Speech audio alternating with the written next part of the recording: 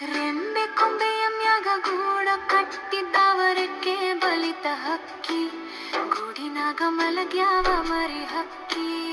ಆಹ ದೂರ ದೇಶದ ವಲಸಿಗ ಹಕ್ಕಿಗೂ ಐತಿ ಜಗ ಒಳಗ, ಬನ್ನಿರಿ ನೀವು ನಮ್ಮ ಬಳಗ.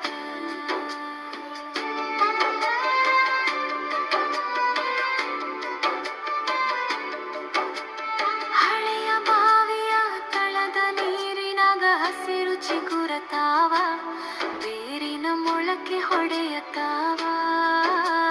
ಭೂತ ಬೇತಾಳ ಜೋತ ಬಾವಲಿ ಮ್ಯಾಲೆ ತೂಗತಾವ, ಮರದಾಗ ಕರಗ ಕುಣಿಯತಾವ.